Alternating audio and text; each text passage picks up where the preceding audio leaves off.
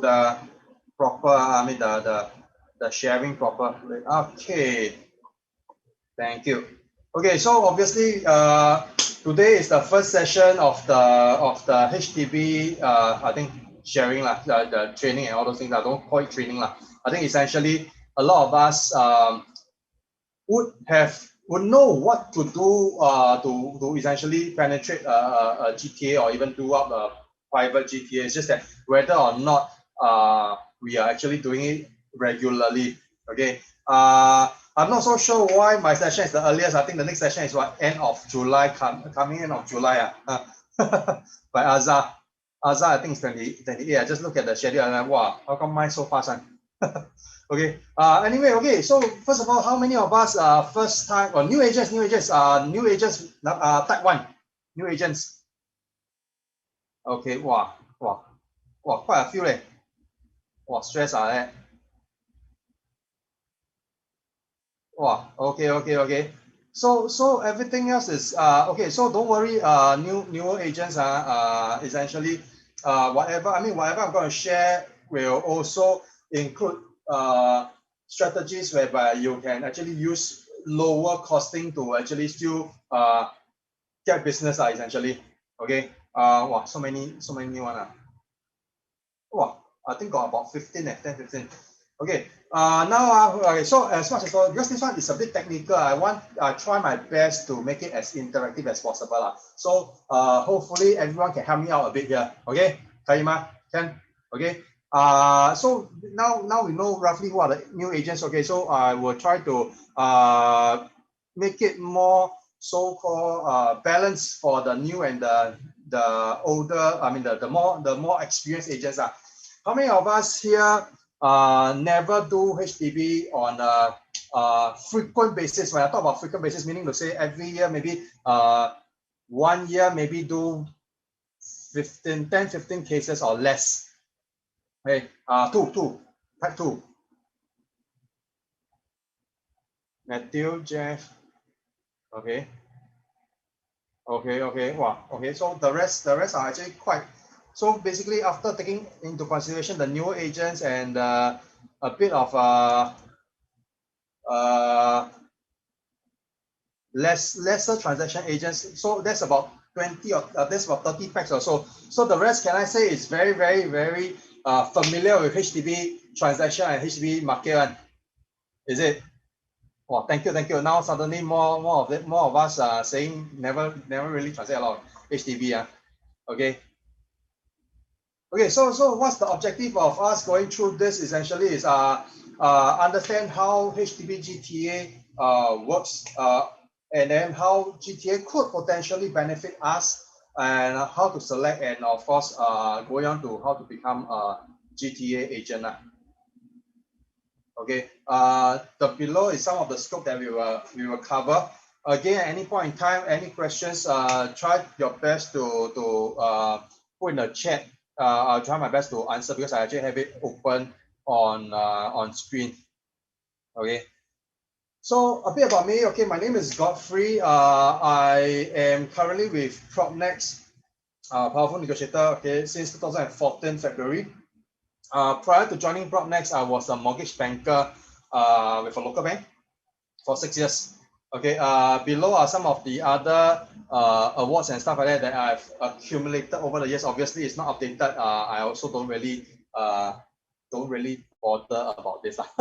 Okay, one thing why I don't really bother is also because this is basically to help a lot of us, the newer agents or the less experienced agents, to actually share with you that in the market, although we have lesser achievements, we have lesser awards, we are newer essentially.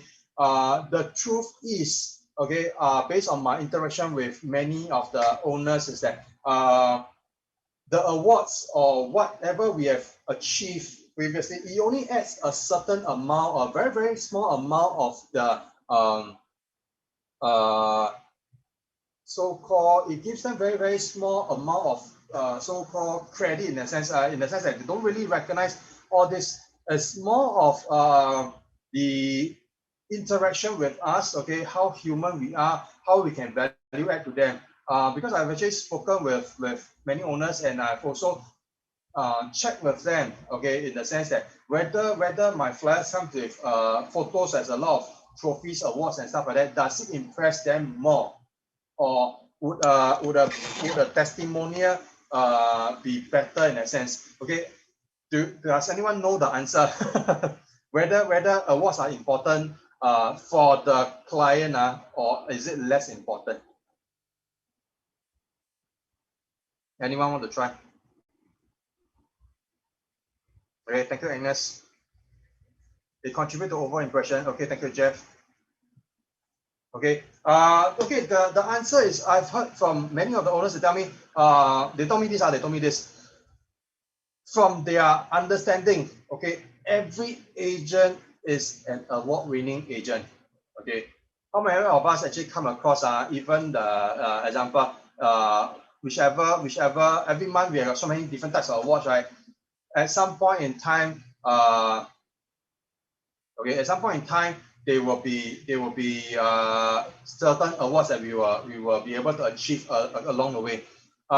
Yes, Jess, you're right in the sense they want to see track records to be assured of the experiences. That's the first thing. So to answer this question, so essentially I asked them, so what actually, because I send a lot of flyers and stuff like that. So I actually ask them, sometimes I ask them, what is the reason why you contacted me? Is it because my award-winning photos, or is it because of other things?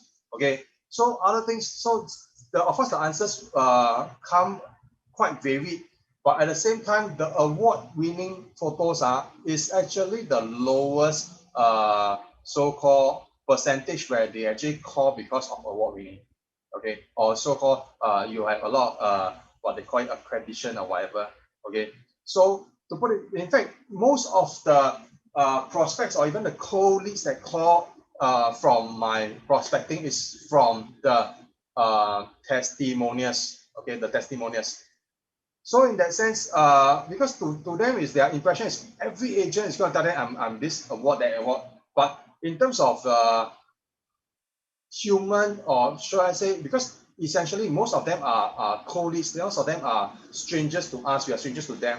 So the only way that they can see whether we are whether they have any so-called track record from their perspective is whether they see any testimonials or not. Okay, and the truth is, a lot of the prospects, the leads that called me after I checked with them is mainly after reading the testimonials.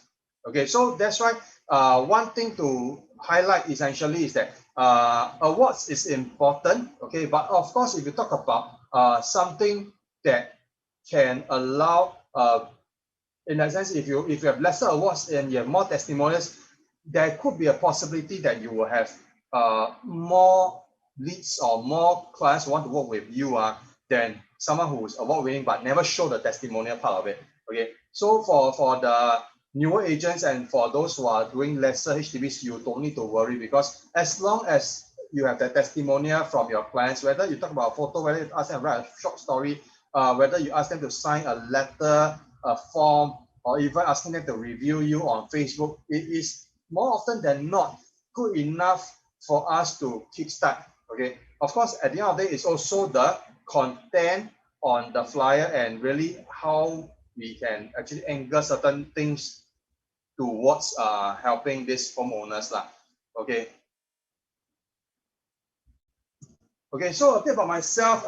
Okay, so the reason why I started doing HDB is when I started joining in 2014, I was a bit, I want to have actually low costing. So that's why when I first started, I didn't immediately go into doing HDB. I was doing a lot of, I was trying to do private serve private buyers and stuff like that. So I was doing it for about 4 months. Obviously, the results not very good. Back then, PropNext PNG actually have D19 focus group where actually we learn how to door knock, roadshow, do telemarketing, and then of course do flyers and stuff like that. So that is when I decided, okay, maybe it's time to change a different segment.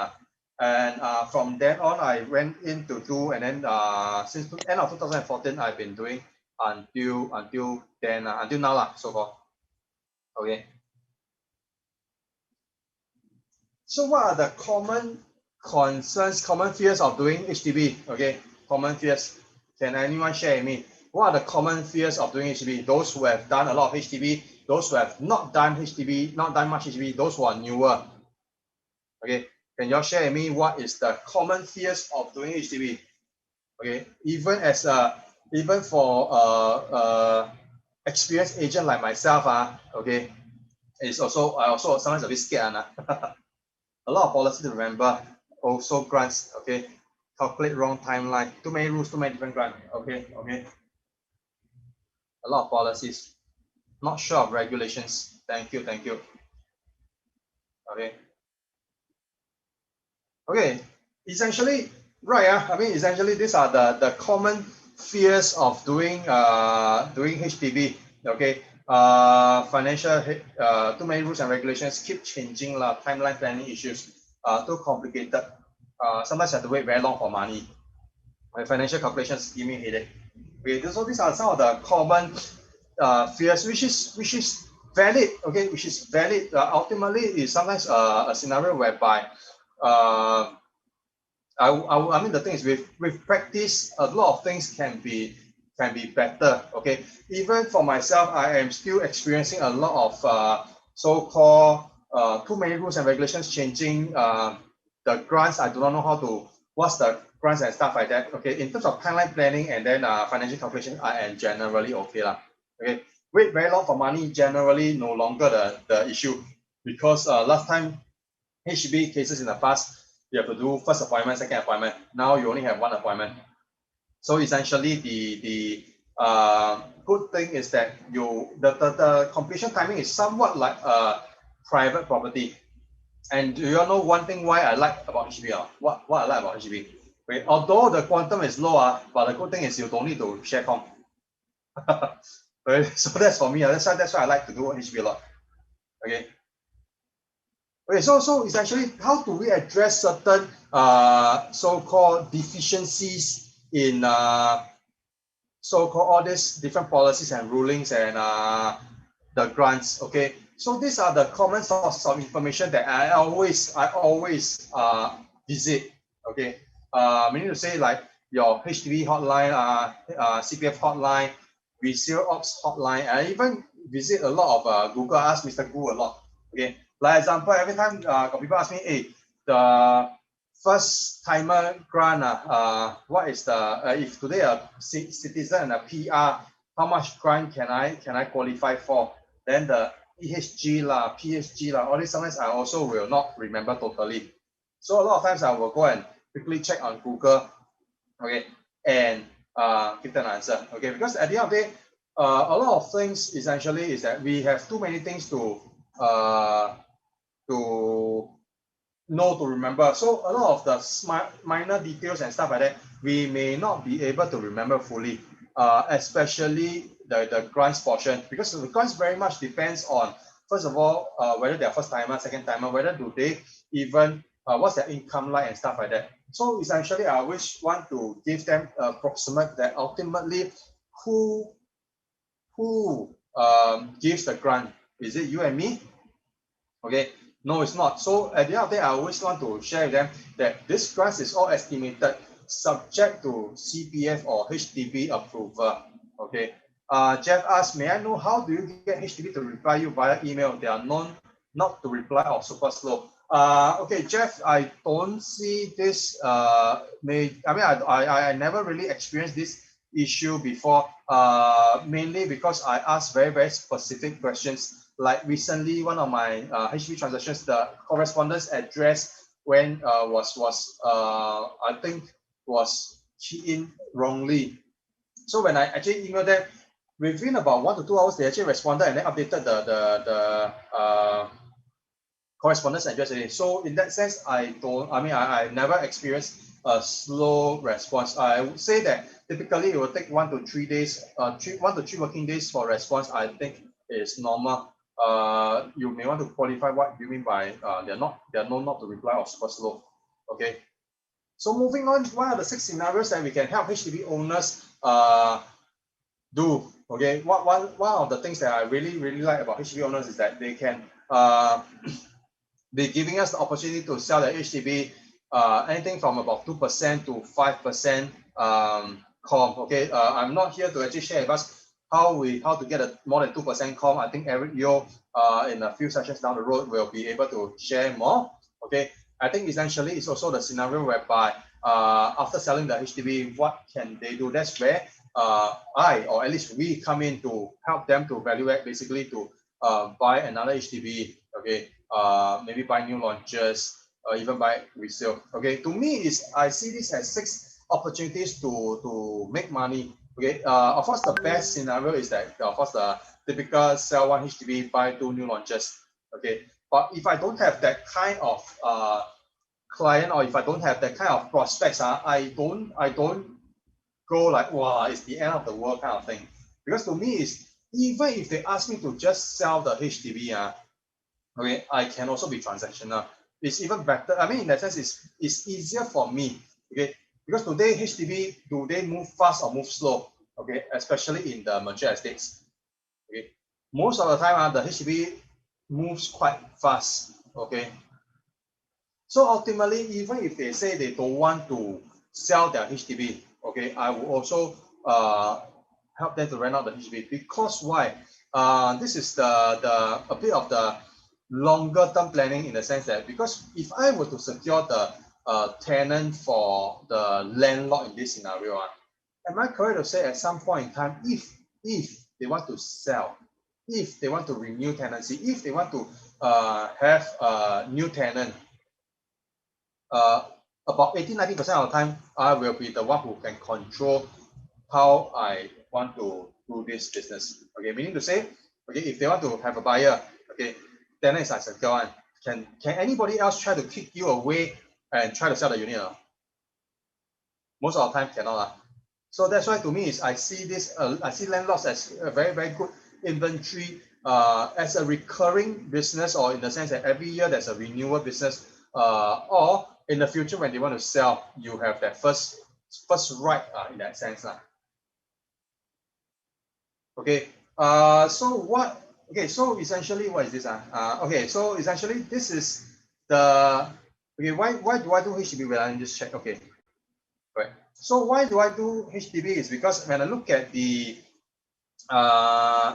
number of estimated completed HDB units, okay, can anyone share with me what's the reason why we look at past records? Okay, why we look at 2013, 14, 15, 16 instead of 2020, 2021? Anyone want to try? Okay, why do I look at yes, thank you, Agnes. Okay, the correct answer is MOP, basically.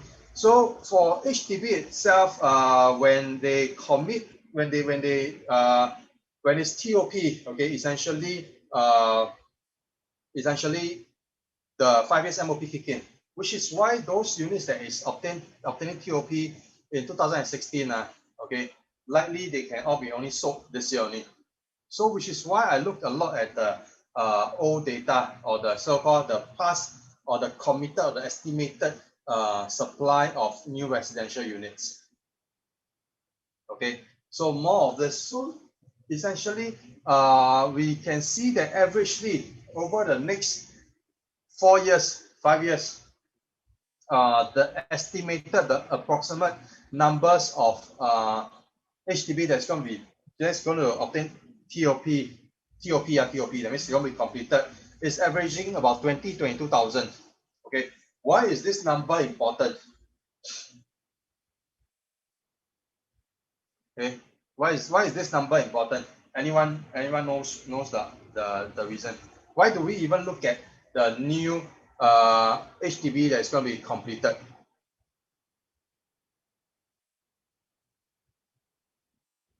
Okay, so to me is I see why do I want to look at the new HDB that's being completed? Yes, upgrader. Thank you, Nancy. Thank you. First of all, yes, upgrader. Second timer, your second timer. Okay, second timer, because a lot of times there will be existing HDB owners who wants to make use of their second subsidized flat, want to take a second subsidized flat, and when they buy a HBTO, when it's ready, HDB, can we concurrently own 2 or 3 HDB one?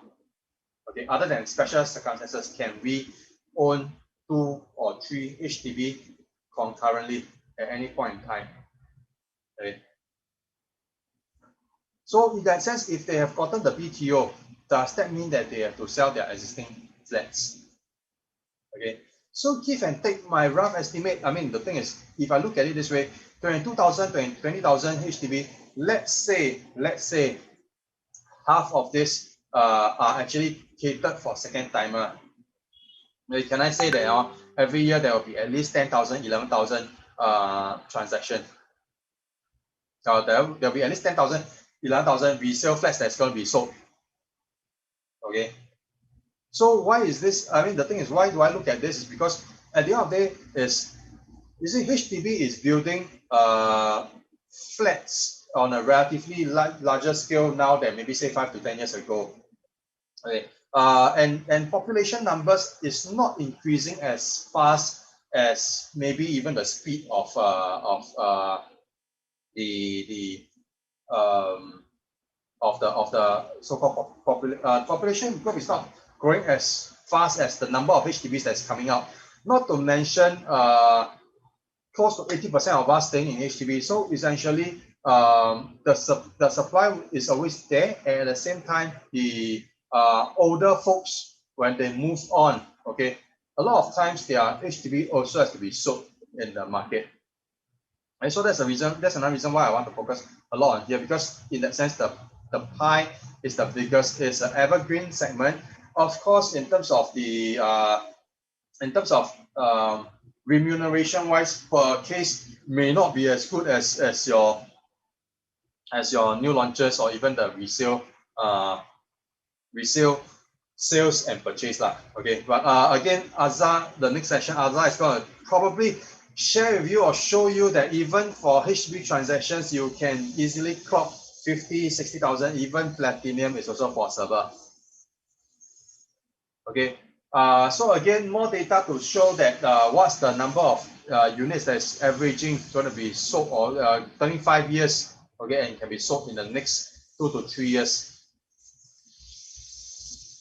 Okay, expected HDB, okay, reaching MOP. Okay, and you notice along the way that HDB resale volume, okay, as with the prices have increased over the last 2 years, mainly because a lot of them, I mean, the prices increase later. We'll cover that later lah. So essentially, you notice that the number of resale transactions has been increasing over the years. Okay, so these are the opportunities which I see, which I feel there are opportunities in the market. Okay. So these are some of the news articles that suggest more so-called units that's going to be, so essentially the supply lah. Okay, so essentially what are the concerns, what are the fears, what are the thoughts of doing a GTA? Okay, to answer Celeste's question, Celeste's question is expected year of completion data. Where do you get from? URA actually provides that data. I think it's under it's definitely under URA, but need to find where to get it. Okay. So moving on.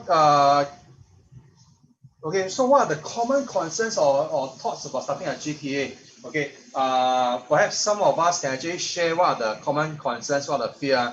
Okay. Even for myself, when I first started, I also have this concern, this fear. What are some of the things that goes through your mind before you? I mean, when you want to start a estate, for example. Anyone?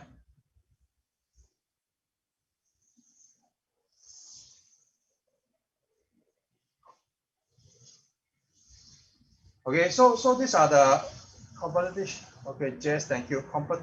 Competition with other agencies. Okay, that is really the last thing on the. Okay, thank you. Okay, but essentially not just competition with other agencies. Sometimes it's a competition within the agency, even within the estate. Okay.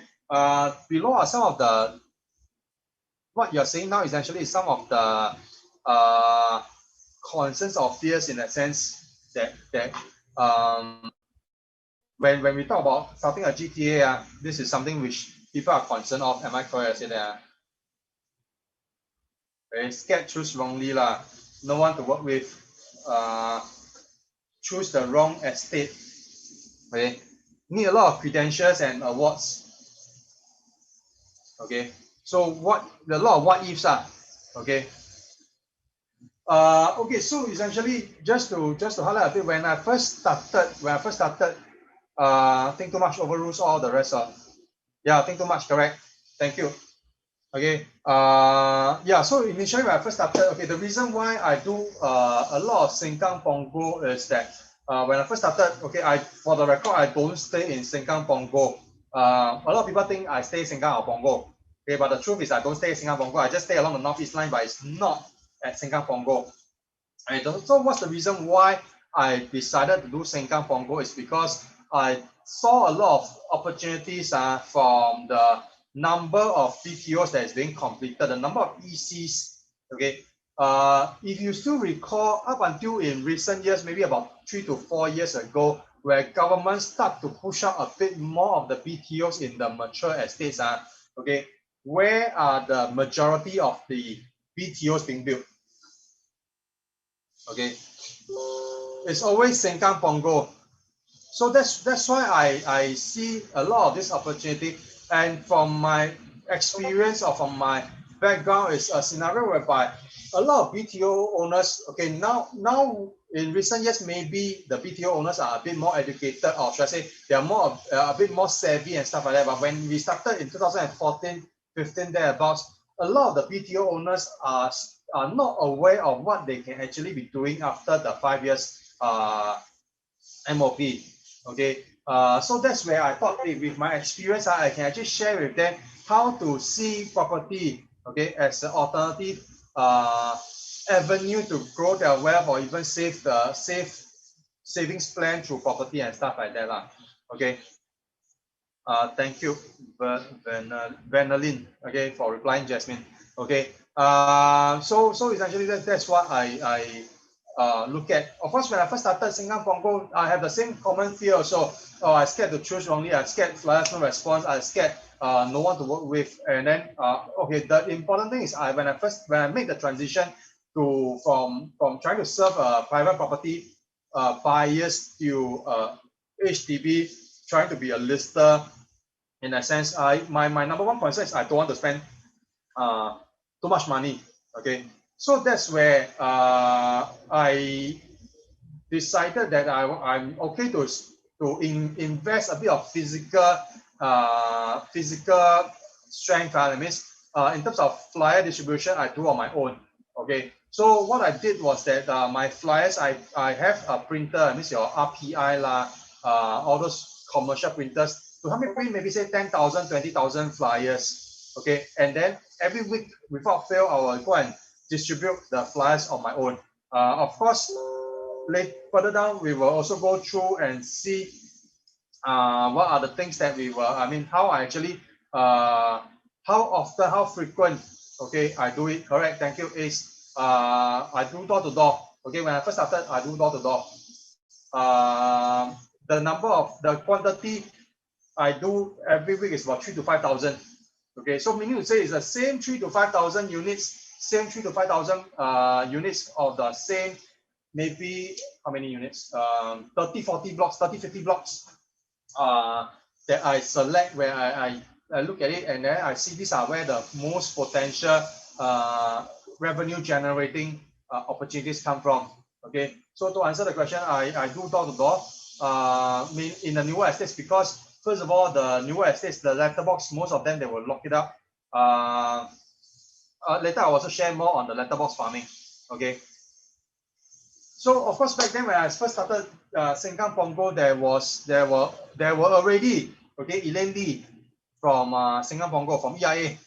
And then we have our own sorry, I forgot his name. Also Sengkang Punggol from next agent. I also do very long. Joseph, correct. Thank you, Jeff. Yes, Joseph. Thank you. Yeah, Joseph. Sorry, I forgot his name. Okay, yeah. So essentially, I started on a smaller scale in the sense that I target specific because Sengkang Punggol generally quite big if you combine the two. So that's why I target very specific clusters that's going to obtain MOP. That's where I do very frequent flyer distribution weekly, and then I do door knock when in the evenings lah. I started from because the thing is from my perspective is that a lot of all these GTA agents they because of their volume, because of their capacity, they are no longer able to be on the ground as much as the newer agents or as much as the ones who wants to penetrate the GTA. Okay, because they are effectively using funds to make up for the lack of physical presence. I mean to say they are using farmers to distribute their flyers. They're using Facebook to reach out to the people staying in Sengkang Punggol. Whereas for newer agents, for people who are starting to explore the HDB market, essentially real estate is still very much people business. Okay, essentially what we can bring to them is a human touch where the flyers or even the Facebook social media marketing cannot bring to them. And I think essentially it's also a scenario where we can be on the ground immediately to answer or address any other concerns or questions that they may have and suggest certain techniques or certain things they can consider in terms of upgrading and stuff like that. So that's one thing. I started doing this and started to so-called allow myself into this two estates lah. Okay. In my opinion, I never felt that any estate is too small to accommodate.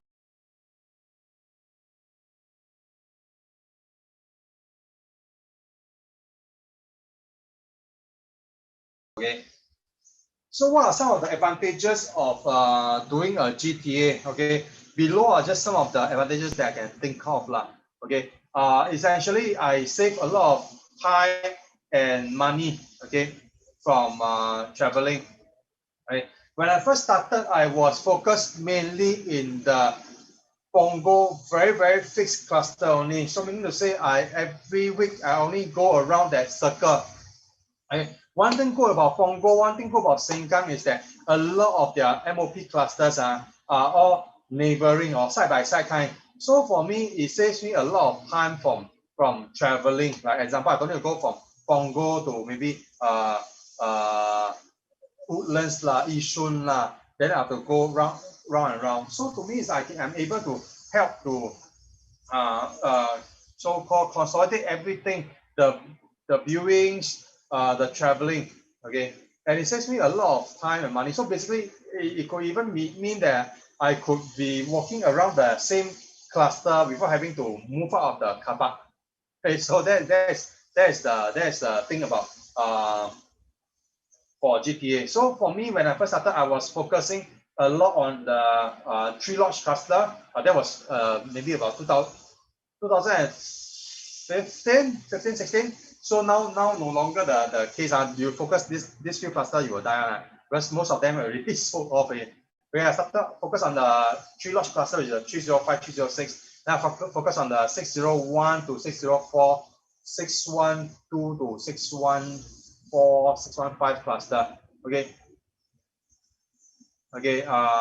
Then I slowly expanded lah. I mean with revenue coming in, I started expanded. Of course, then after I started getting the commercial distributors, that means flyer distributors to distribute for me.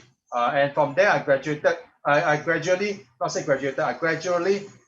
expanded the reach, meaning to say I started to reach out to more MOP clusters, and eventually the whole of Sengkang Punggol, plus extending into Sengkang.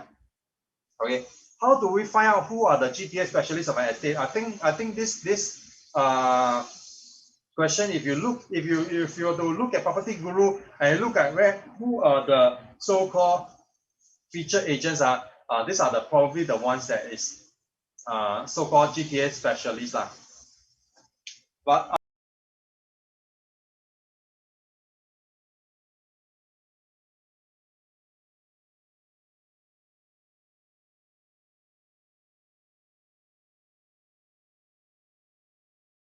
I can say, because the thing is to qualify for that feature agent, first of all you have to pay quite a bit of money. Okay.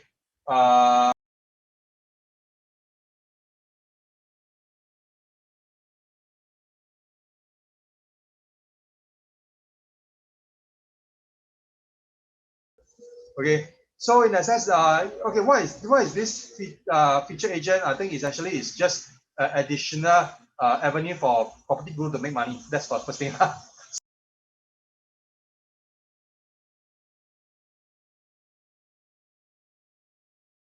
Repost, it will still be the same. Okay, so let's later I'll answer this question. How do you reach the group whose BTO are completing soon? Okay. Completing soon, sorry, you may want to justify, I mean, you may not qualify this completing soon as in reaching MOP soon or TOP soon. Okay, so moving on. Okay, so one thing I like about having a GTA is that it saves me money in terms of when I run newspaper ads also. Okay, when I run newspaper ads also. Okay, meaning to say with this ads like what you are seeing now, it probably cost me about less than $300. Okay, but I can advertise multiple units. Okay, for sale. Okay, one thing good is that for newspaper, because you see the thing about newspaper ads is that there will still be people who are less savvy. Meaning to say they don't know how to go Property Guru they don't know how to find an online portal, and they will sometimes revert back to the newspapers, okay, to find listings for sale or even finding the agent to represent them. Okay. One thing I like about this is that you see when I have this ad over a smaller four-liner or even a pictureless ad, and immediately this ad is bigger than the rest of the other people's ads. So as a buyer, when I see this, okay, when I see this, is it correct to assume that, hey, this one got so many units, I call him, I can view everything already. I don't need to call so many other agents. Okay, so that's where with this I am able to capture their attention, okay, and possibly serve them to even, that means basically crossing them across the units that I have. Okay, on top of that, maybe even able to serve them to buy the unit in the estate itself. Okay, so that's for the buyers. How about for the sellers? Okay, when the sellers are not so familiar and who to look for, when they flip the papers and they come across this ads, this big size ads with all the listings, do they sometimes assume, okay, since this guy has got so many listings, maybe he's the very focused agent, he's the one who is very familiar with the estate, hence I should contact him or her, okay, to help me to sell. Okay, so with all these ads, I feel there are opportunities to serve not only sellers, okay, as well as potential buyers. And a lot of these HDB buyers, sometimes when they come and view, a lot of times they have existing houses. That means they are also the upgraders or the downgraders. So you could also potentially help them to sell their existing flats. Okay. Okay. So Celeste, just to address your question, getting keys soon so that we can target them selling existing place. That part is quite tough. You can try to search online and see whether there's you have to follow very closely when are the BTO TOP dates. Okay, there's really no way to find because you see the thing is there's no central database for HDB owners that we can actually target to target their existing place.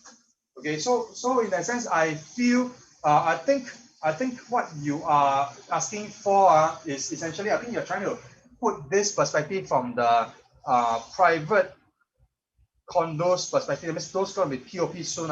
Last time we can buy the data and then send mailer to them, right? I think if that's the perspective, then yeah, HDB don't have this system in that sense lah. Okay. Doris, to answer your question, is newspaper ads still effective? Okay. Various effectiveness. So it depends on, first of all, which estate that you are targeting. From my understanding is that from the older estates, that means sorry, the more mature estates, not older, the more mature estates, like your Woodlands maybe Yishun, Sembawang.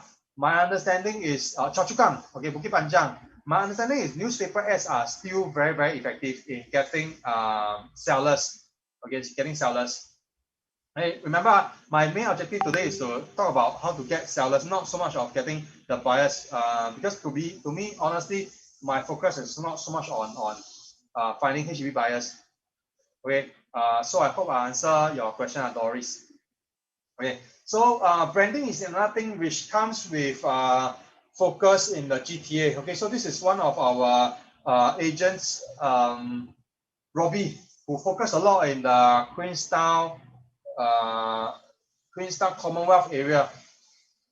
Okay, so essentially with all this transactions, potentially the branding could also be better. So in that sense, when the buyers come along, okay, why do you think that sometimes buyers who want to contact certain agents only, okay, even though there are other agents doing the same estate and stuff like that? Okay, it's because of this branding. It's perceived that with this branding, with this more exposure, this agent is definitely better positioned to help me to sell or even get a place. And so these are some of the different things that can happen. Okay, so eventually, this is just a real example of myself. Okay, me and my partner. Essentially, that owners, even when you have that kind of exposure, even sometimes according to this owner at least according to this owner through the WhatsApp chat, is that she heard about about us when we are in the lift So from there, they actually they contacted us, okay, and then we actually helped them to sell their 3-room and upgrade to a 4 or 5 room. I can't remember now. Okay. Okay, so the thing now is, okay, how do we choose a GTA? Okay, for me, I look at a lot on numbers. I don't really go and look at the other emotional part of it. So meaning to say, example, some of us will choose GTA because we are staying there, because we are staying nearby. But to me, is I'm staying at the nearer to the Potong Pasir area. To me, is if I were to look at because I stay near Potong Pasir, I should be looking at Potong Pasir as a GTA. I think I will die, because first of all, Potong Pasir not big. Okay. Secondly, a lot of the older units, mature units, and a lot of the owners are all the older owners. You ask them to sell and buy, they'll tell you, hey, I sell already, I stay where? Okay. So that's the reason why I choose a lot based on the data. So some of the considerations on selecting a GTA is I look at transaction volume. Okay, later I also share with you some examples of transaction volume.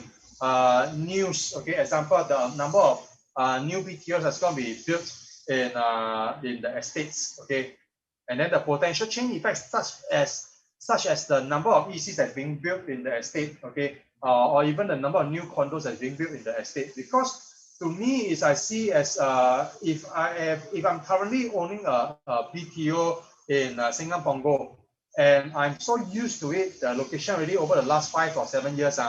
Okay, if there's a new EC launch, there's a new condo launch, chances are if I want to upgrade and I want to stay back in the same estate, these are some of the opportunities for me, which means that many of the buyers of these properties are people who owns HDB flats in the BTO in Sengkang Punggol. So these are all the numbers I look at. Okay, and if I dwell down further, because the thing is, like what I mentioned earlier, Sengkang Punggol is not small. Okay, so which is why I look at transaction volume. I classify based on cluster, based on MOP, right down to the blocks. Okay, because as a startup or when I first started, essentially the amount of money, amount of energy, amount of funds I have won't be able to cover the entire estate effectively. So rather than doing the whole estate of Punggol, for example, I stay very focused. I channel my funds regularly into a fixed cluster or fixed clusters of 3,000 to 5,000 units. Then to spread it over, say 30,000, 50,000 units, maybe 3,000, 5,000 units, I can afford to reach them every week. Okay, but when I want to do a very general one, like 30,000 or 50,000 units, right? I may not be able to reach them every week. Okay, I won't be able to reach them every week. The amount of attention spent is also lower, shorter for the owners. So in that sense, I wanted to focus more on the specific clusters.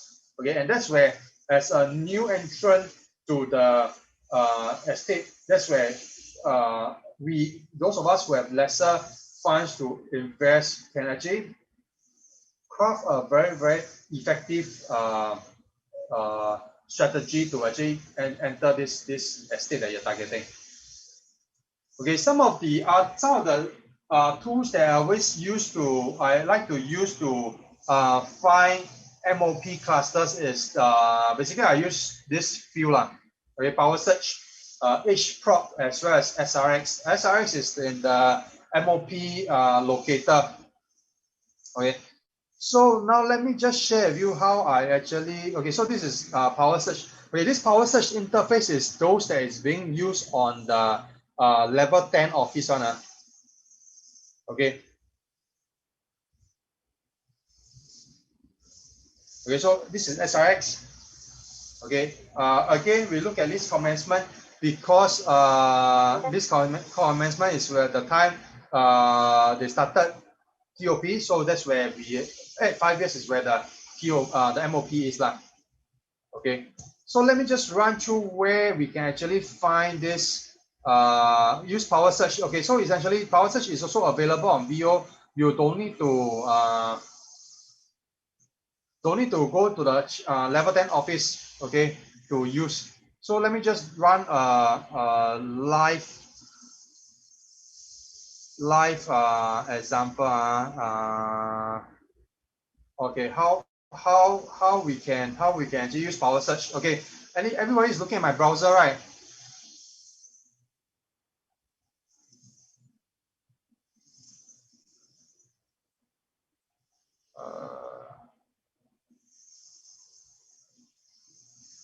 Thank you, Agnes. Okay, first of all, you log in to your PropNext office.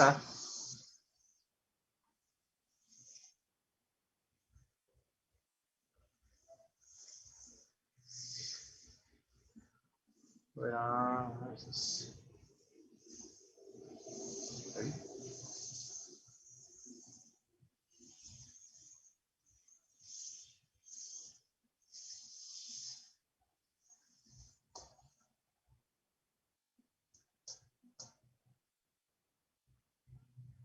Okay, so I'm going to show you where to find Power Search on the virtual office. So under services,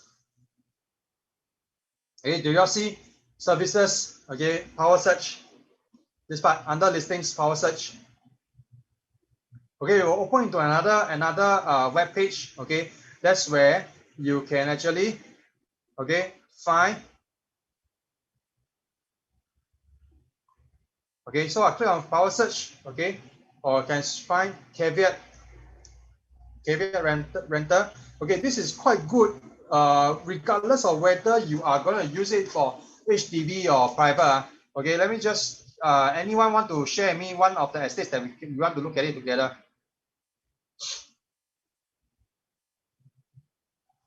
Anyone want to share? Pongo. Okay.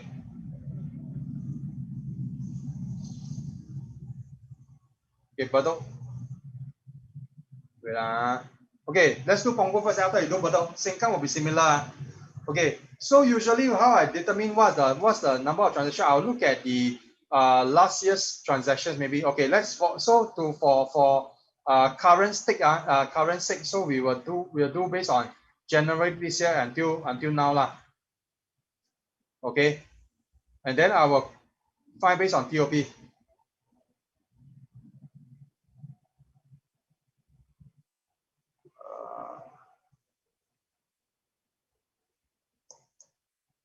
Okay, can you all see where are the, okay, so I sort based on TOP.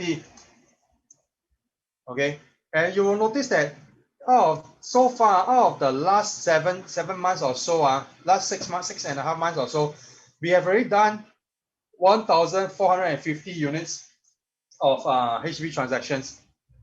Okay, meaning to say every month we are looking at about 250 units or so. Okay, is this actually a good volume or not? Okay, so this one later we will do comparison. Okay, so this year so far we have done 1,450. Okay, and where are the one thing cool about Power Search is that you can actually sort based on TOP. Okay, and that's where probably you want to focus your funds in. Okay, so these are the clusters. Okay, notice there's a lot of transactions. Okay, so they have the TOP. They have the, what is this first line? This column TOP. Okay, when is it estimated TOP? Okay, sometimes I get questions like, why is it that this cluster TOP in 2017 only they can sell already? Okay, so one thing to highlight, this is one thing which HDB never really share in a sense that so whenever HDB when they launch a BTO, they will commit to you or they will tell you when is the estimated TOP. Okay, say for example, to 2021 they launch a BTO, they'll tell you TOP estimated is 2026. Okay, 2026. Okay, so construction comes along, then construction process, it's just like the TOP in private properties. The difference is that when the HDB, when the BTO, they tell you TOP is 2026, but MOP is earlier in 2025, for example. Okay, you can collect your keys in 2025, you can move in to stay in 2025, but your lease, your 99 years only starts from 2026. Okay, and hence that's the reason why in 2030, okay, your 2025 HDB can be sold, okay, but on the TOP it states 2026. So that's the reason why there's this disparity as to why certain HDB flats they can seemingly be sold in the 4-year mark. Okay, that's the reason. So just want to highlight this to everyone. Okay, so this is one scenario. So let's this is for the newer estates. So now we look at the older estates, for example.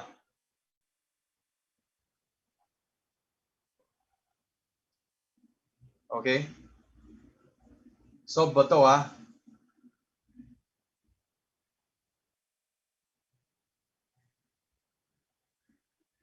Okay, so if I'm focusing on Bedok, I want to look at the Chai Chi area, Chai Chi Road area.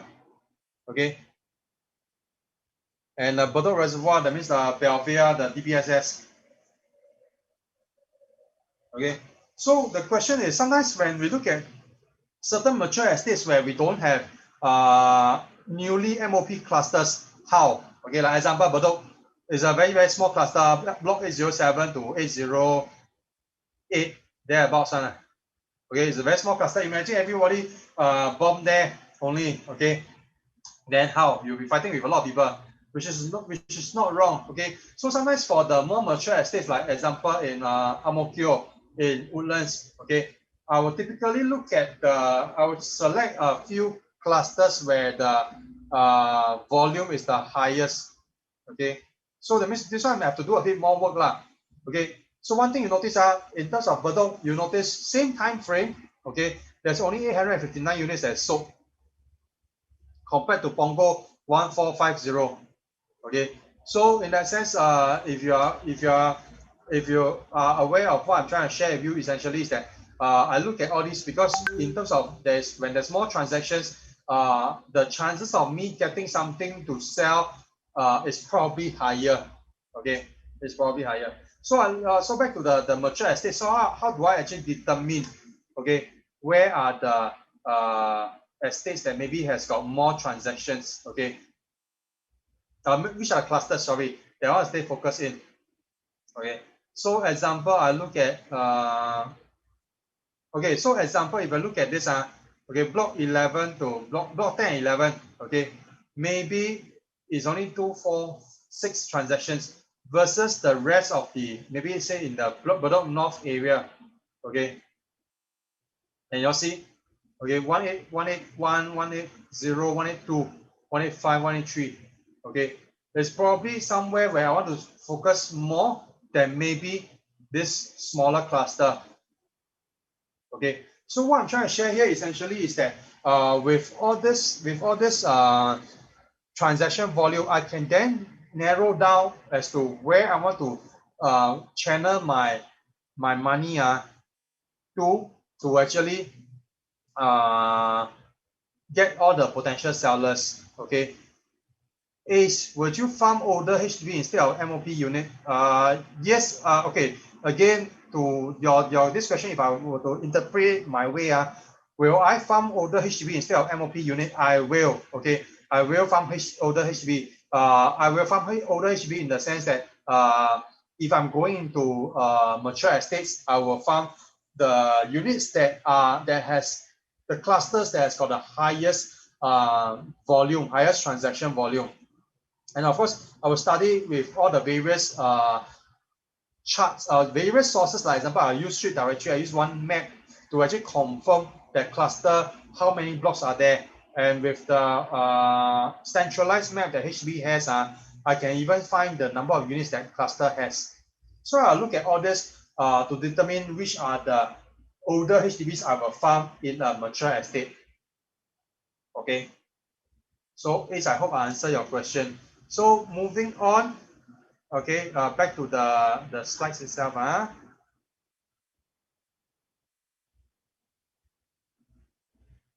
Okay, so moving on, you will see that, okay, so these are the number of HDB resale transactions by estate. This was maybe about 2 years ago. So as you can see, this is probably the easier way to determine which are the estates you can completely, or should I say, you can more or less skip, okay, versus those that has got the highest volume. Okay, so with this chart, okay, can I say that how Bukit Timah I can skip. Bukit Timah I can skip. Marine Parade I can probably skip.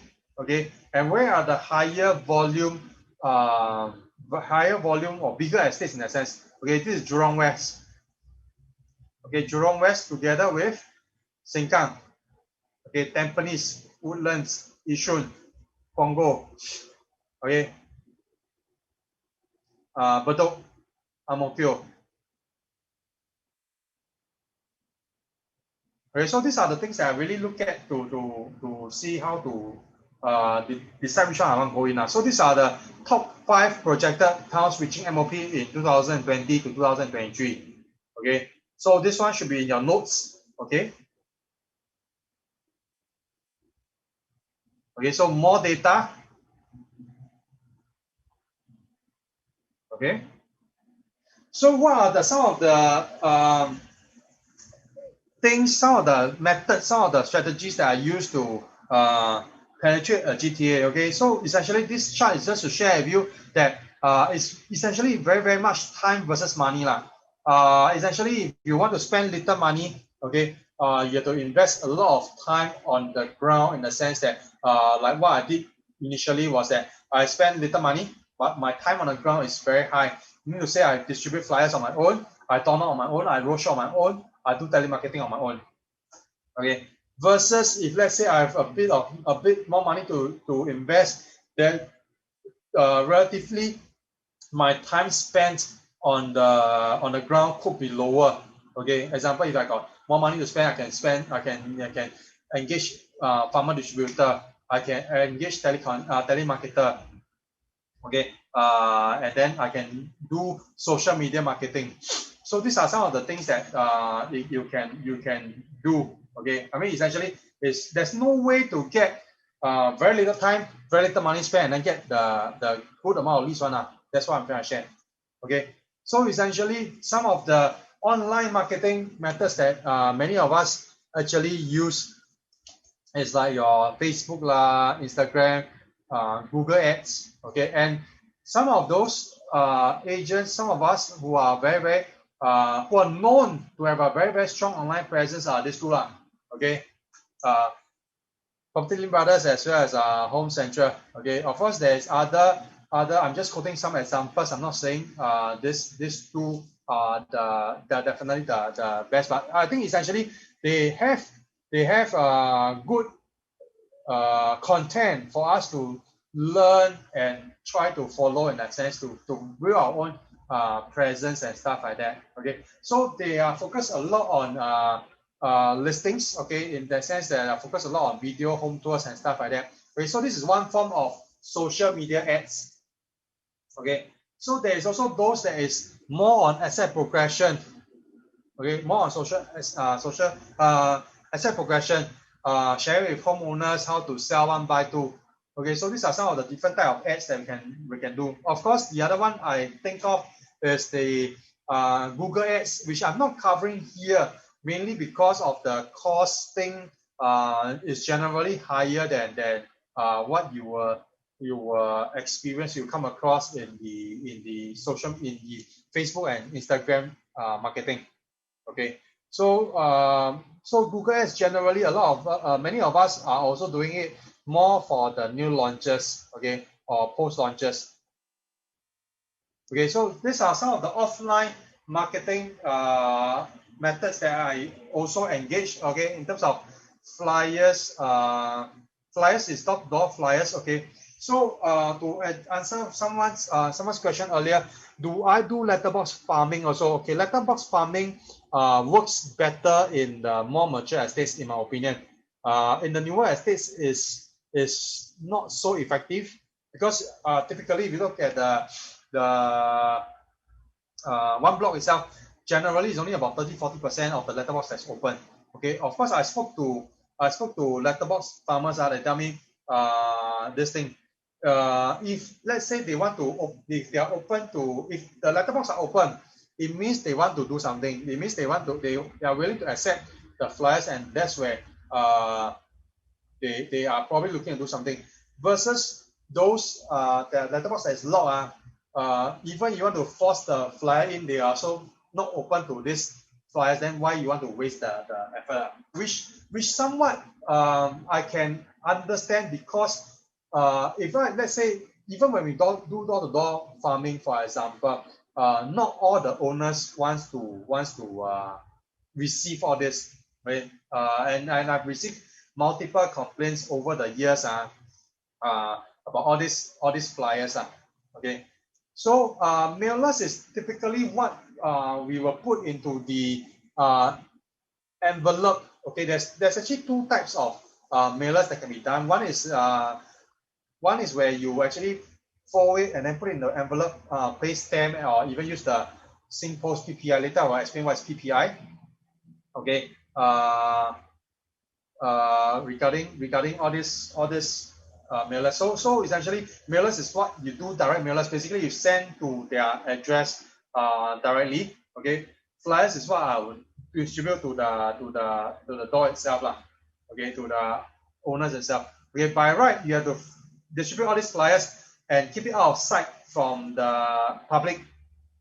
Okay, so under CEA regulations, by right, your flyers have to be slotted under the door, okay, or into the flyer box that some of the residents have. So obviously, if you ask the farmers, to distributors to go and do this, they'll ask you to fly kite. So to answer Yumi your question, what kind of complaints? Improper distribution of flyers. Okay, so basically the distributors will just slot at the door, will just throw on a shoe rack and stuff like that. Okay, so that is the common complaints that we receive. So which is why in terms of flyers, mailers, and SingPost PPI, for example, flyers, door-to-door flyers per piece to reach out is the lowest. It costs probably about 8 cents to 10 cents to reach the owners, versus mailers. Your mailers one, if you talk about mailers, posting is already about 30 cents plus the flyers, maybe about 35 cents to reach the owners. So in that sense, flyers, I can send 4 flyers a month, versus mailers, I can only send 1. Okay, so what is SingPost PPI? Okay, PPI basically is called pay. Okay, P is pay per impression, PPI, pay per impression. So this is something which you can get from SingPost, something like this. Okay, they have a number for you. Okay, the number. Okay, and then from there you can actually have a pre number of, that means you have to have a minimum number of flyers or mailers to actually reach out. So with this pay per impression logo is actually smaller. It's actually slightly lower cost than if you were to do mailers. Okay, the difference is that mailers, I don't have a minimum quantity, because I pay stamp. I can send 100, I can send 1,000. But pay per impression, the minimum quantity, if I remember correctly, is about 1,500. Okay, to be able to save lower cost. So instead of 30 cents, the costing can be sometimes as low as about 23 cents. So you save 7 cents per piece. Okay, so some of the other flyer examples. Okay.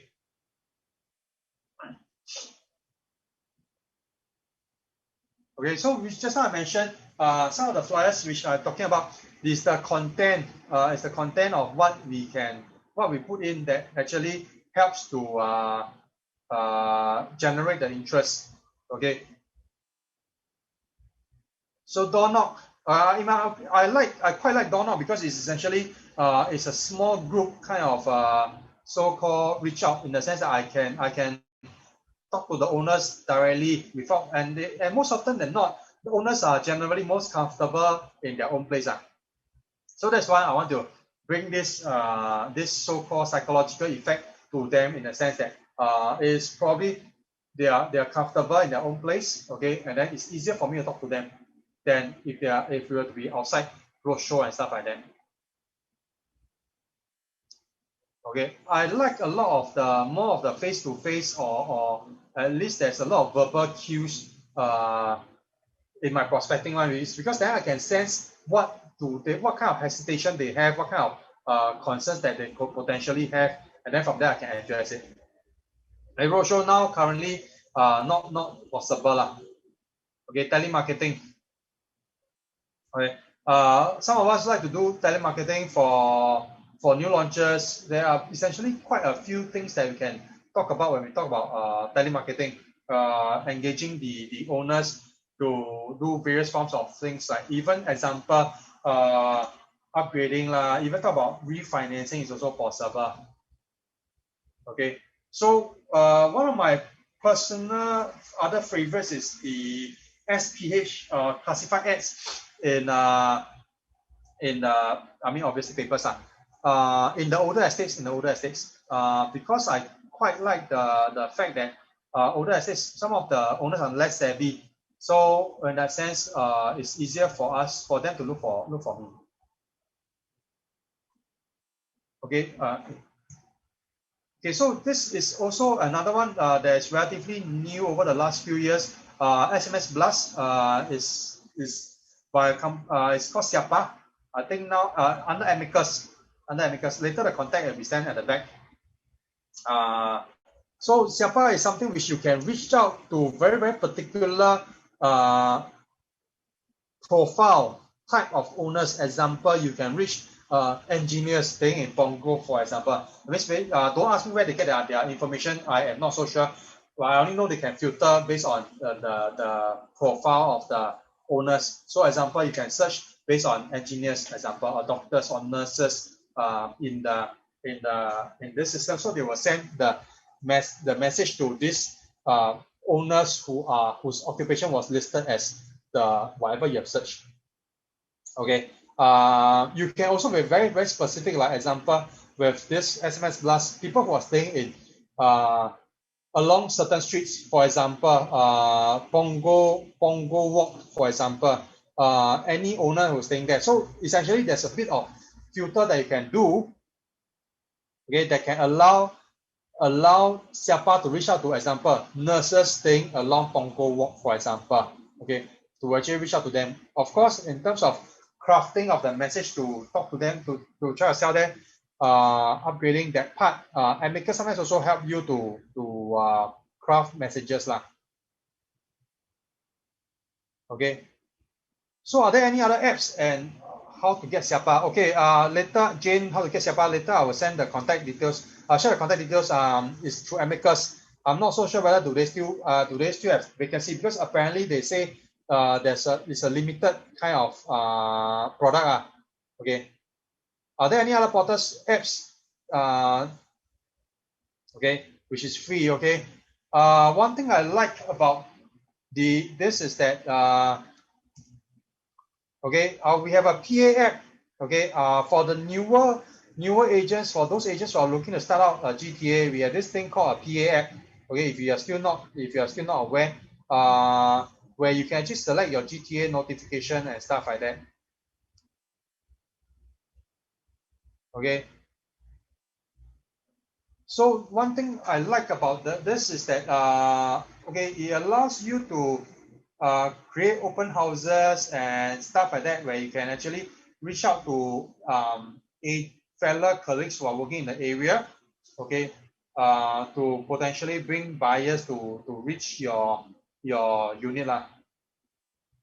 Okay, so the top 3 common fears of newer agents is that, okay, don't know where to prospect, listings difficult to get and stuff like that. Okay, lack of presentation skills to convince. Okay, so one thing, this thing is good. Okay, this PA app, something called Choke. Okay, so essentially every day, those newer agents who sometimes question, hey, I don't have so much money, I want to immediately have listings, but don't know where to find, or don't have such listing. Where can I get them? Okay, Choke is a platform where it actually allows newer agents or agents to co-market other listers listings. Okay. So with that, you can actually use it to list on your own portals. I mean, for example, if you're a property guru, you're 99 and stuff like that, and try to find that buyer to work with. Okay.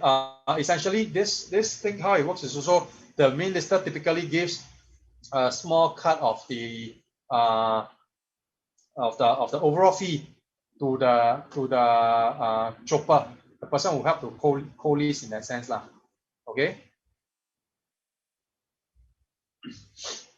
So these are some of the other benefits of it. Okay. PA open house. Okay, now probably not so effective because of the distancing measures and stuff like that. But in time to come, when we are more vaccinated and this more than 5 is allowed again, you can make use of this to actually have an open house event to actually give the seller more exposure. Okay, not only you can use this as a tool to get listing. Okay, you can also use this to actually push the buyers to make a faster decision. Okay, how I will use this to make to get listing is because I can, with this PA app, with this Choke, right, I can actually share with the owners. Today you don't just engage me. Okay, you are engaging. Basically, when you engage me, I'll put this unit into our PA app. Okay, which has got more than 9,000 agents. Immediately will have all this notification. Okay, not only that, we can create open houses for you. Okay, where we can have a lot of the buyers coming together concurrently. Okay, previously this is how I usually pitch. Okay, so this is to create a kind of show flag effect. Okay, there is in the new launches. Okay, imagine today you are at a resale unit where you only see yourself viewing the unit. Okay, versus you go to a unit where there are multiple groups of buyers hanging around the house. Okay, from the perspective of the buyer, which one is deemed to be more sought after? Okay, so this is how I usually use all these tools to pitch to the owners, okay, in getting the exclusive and at least the 2% comp. Okay, so all this for now is not so relevant. Okay, but in time to come, it's good to have, because pre-COVID we used this effectively, and post-COVID I'm very sure it will be something which can help us to close faster. Okay, so these are some of the notifications that we actually get. Okay, so these are some of the examples. Okay. Okay, so it comes to the part where how much time should I invest, okay, to start a GTA. Okay, so when I first started, I also attended classes by the previous trainers and stuff like that. Okay, so I remember there was this trainer by the name of Edward. He told me this very, very, very, very clearly. I still remember till now. As a new agent on the ground, okay, minimally per week, he's saying at least 20 hours. So 20 hours meaning to say 20 hours is essentially 5 working days. One day is only four working hours. To me, I feel it's very, very doable. Okay. So when I first started, this is typically how my timetable looks like. Okay, this is typically how my timetable looks like when I first started. Okay. So because I do farming on my own, right? So that's where I farm on my own. Okay. Every week. Okay, I cater maybe about 2 to 3 days to distribute the 3,000 or 5,000 units that I want to target. And then I plan my back then my road shows, my door knocking accordingly. Okay, so this is where I mean typically when I first started the kind of timetable I follow. Okay, what is sometimes some people ask me what is CMA? CMA is comparative market analysis. Okay, comparative market analysis. So basically, I would find which are the units is there any new units that's in the market? Is there any new units that's sold through all the portals? Example, I will look at SRX, right, to update my listings that's in the update the data information that of the units that sold, especially in the clusters that I'm focusing on. Especially on the cluster I'm focusing on, because I want to be updated on the latest transaction. I don't want to be stunned by the owners. They say, hey, suddenly, hey, my neighbor recently sold their unit here for how much. Then I go, huh? God, then you'll be very, very, very funny lah. Okay, so how do I actually talk to homeowners? How do I talk to sellers? Okay. Okay, how many of us actually have this how many of us actually have this message, gets this message very, very frequently? How much com you charge? Okay, how much com you charge? Okay, how would you reply?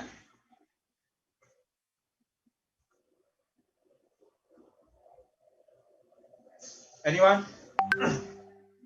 Common question, right? Immediately they will ask you, how much is the com you charge and stuff like that. Once you reply them 2%, then they don't reply anymore. Fair enough. Okay, so sometimes how I approach this question is free. Henry, go on. Free. Okay. Yes, in that sense, sometimes it depends on how moody I feel. Okay, how moody I feel. Okay, so it's actually a lot of times I may not even reply them in the SMS. I may call them out. Okay, I may call them out and ask them and talk to them, because at the end of the day, without understanding why they're asking these questions, I cannot address one. Okay, So so sometimes I will reply essentially is that the thing is what's the reason why, the thing is, it is very easy for me to quote you lower, but ultimately, am I correct to say how long you want to take to sell, how much you want to sell, how you want me to sell the unit for you will also determine how much commission I charge. Correct or not? Today, if you ask me to sell, if market is selling 500,000, okay, you ask me to sell 450, I can take 0.5, no problem. I don't even need to say much.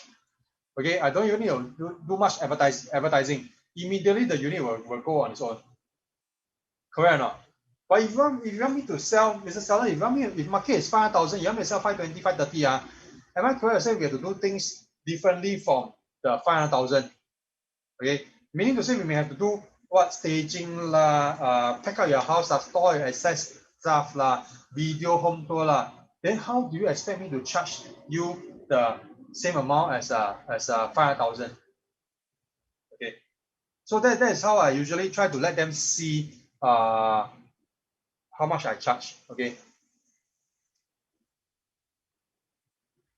Okay, let me just skip this. Okay, so sometimes I will share. When I go and talk to when I do door knocks, when I do road shows previously, I will share with them why must we actually cash out of HDB. I think now is especially good for the market, for those of us who are looking to do HDB. Now it's especially good for us because I like to show this other chart. Let me just share this.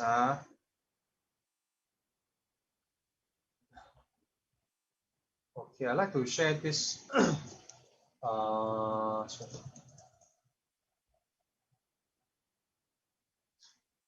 So I like to use this square foot. So square foot is the same as H. So when you subscribe H, you will be able to get square foot also. Okay, market trends. Okay, I like to use this to talk to HDB owners nowadays.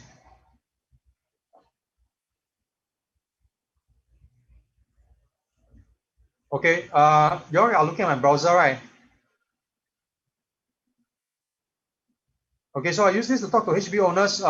Depending on how you want to, I always say use this. The thing is, now is one of the best time to sell, especially for resale HDB owners. Especially for resale HDB owners. Okay, why do I say that?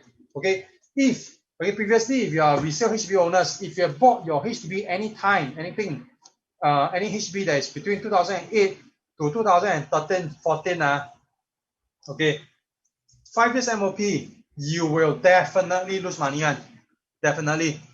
Okay, why? Because first of all, accrued interest.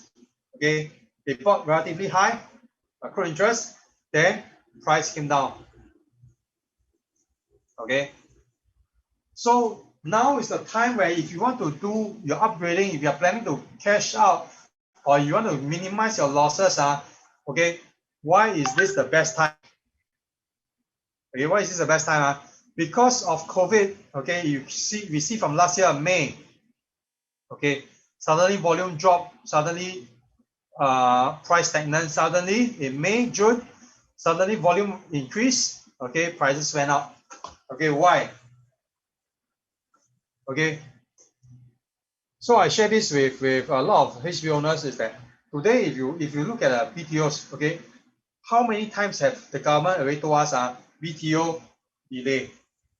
6-9 months, at least twice. Okay, just now we also agree that HDB BTOs will also have upgraders, right? That means a second timer who's looking to buy a BTO. If my BTO is being delayed, okay, can I sell my existing flat? Okay, cannot. So supply drop. Okay, supply drop. Okay, demand. Okay. Okay, demand. Okay, people who wanted to buy BTO as a first time, second time. Okay, now BTO take longer. I must wait longer. I don't want to wait so long. What are my options? Resale flat. So supply drop, demand went up. What happened to prices? Okay, so this is why that is part of the reason why prices start to spike.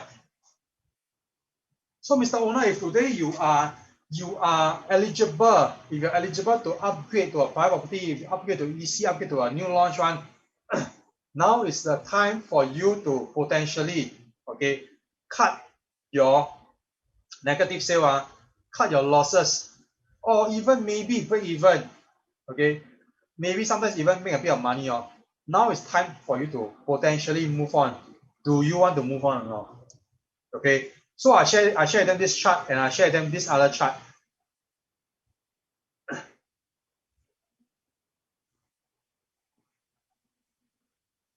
Okay, so comparatively, we remember HDB 2013, it dropped, then it went up again. Okay, but Mr. Owner, if you look at the private resale market, so it's just a resale market only, resale market, the prices, if I were to buy in 2011, the prices go up or come down. Okay, we are comparing the same period of time.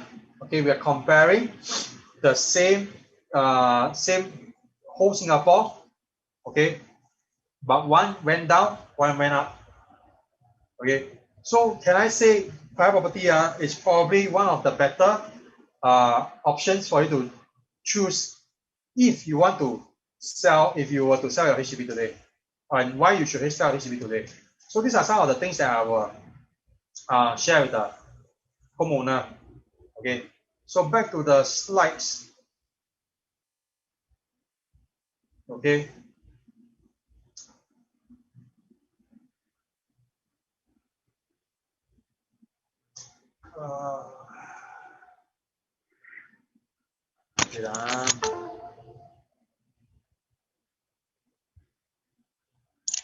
Okay. Xiong Yi Sim. In your opinion, which advertisement portal is much prefer? To me, is I'm always a property guru. I mean, it depends on what kind of business you're going to do. If I'm going to be a lister and I don't have a property guru, then in my opinion, you can't sell anything. Okay, unfortunately, that's the truth. Property guru still has got the best exposure across the whole of across all the different advertisement portals. Okay.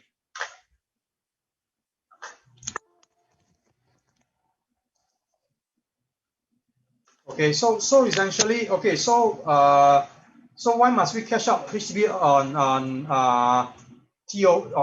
MOP? Okay, so these are some of the examples, like what I shared, essentially, the differences in prices from TOP and now. Okay, so these are the charts, the two charts earlier which are on square foot are some of the ones that I used to talk to them, and these are some of the other tables that I use also. Okay, you can run through with it, you can run through on your own. I think it's quite self-explanatory in the sense that.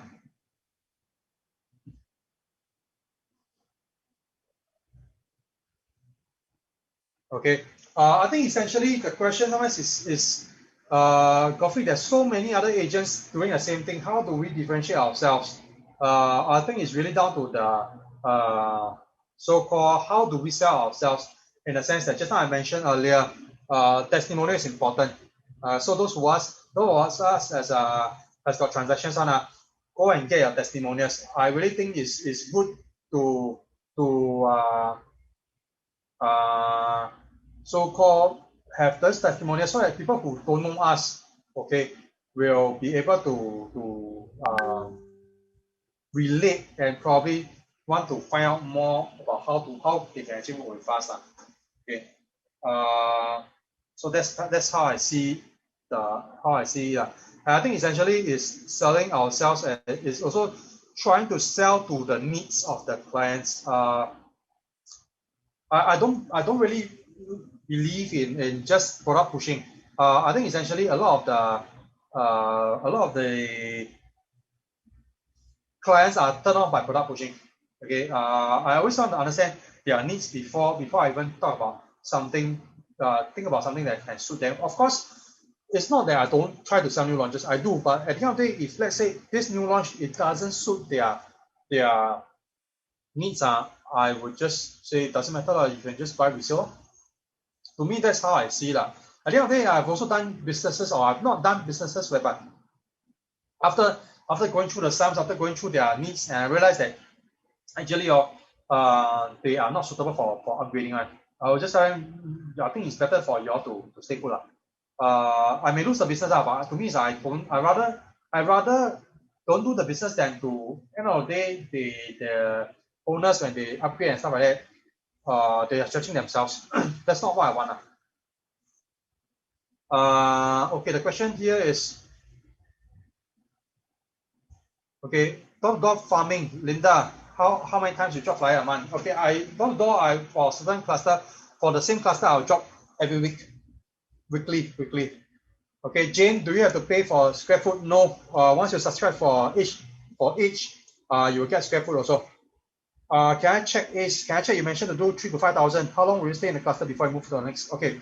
Okay. Good question, Ace. Okay. Usually, I would I would do about 3 to 6 months. Okay. So that is also the part where I start to review my business model, in the sense that I will review whether is it getting the results that I want or not. Is it getting the number of calls, number of inquiries from this cluster or not? If the 3 to 5,000 in the cluster is not giving me the kind of calls I'm getting, I'm expecting, sorry, then I will move on to the next cluster. Okay. Or I may continue for another 3 more months. Okay. Typically, I will review my GTA every 3 months. Okay. To really see whether I should stay on for another 3 months. So in a sense, the first 3 months, then after I target another 3 months, then before I move on. So in the next 3 months, I will move to a new cluster also, but at the same time, I'll do the existing one. Okay. And typically, when do I start to throw flyers to this kind of clusters is 3 to 6 months before MOP. Okay, maybe 6 months is a bit too long, but then too early. Sorry, 6 months a bit too early. But then again, 6 months could target those people who have special approval to sell. Okay. Jeff, yes, okay, because the thing is, how do you review that is cause your target? So the question is, how do you review that? Is it called because your target cluster is too low volume, or perhaps it's flyer design issue? Okay, so typically every 3 months, I should have ran through at least 1 to 2 flyer design. So in that sense, later I'll also share what are the typical things I'll put inside the flyers that can generate a better call rate. Okay. So target cluster, I wouldn't say is, because usually if it's 3 to 5,000, I won't say it's too low already. Okay. Of course, you can do 5 to 8, depends on individual lah. Okay, but I have to say 3 to 5 because here we are targeting people who are relatively new, maybe with not so much money to invest on. Okay. So these are some of the news articles I share with homeowners. Okay. Like example, if you say Singapore is expensive, in the whole world itself, we are only 32. We are only ranked 32. Okay. So essentially, our houses is still one of the most affordable in the world. Okay. So as you can see, as income increases, the number of owners staying in HDB gradually drops. Okay, because it's affluence. With affluence, people start to upgrade more.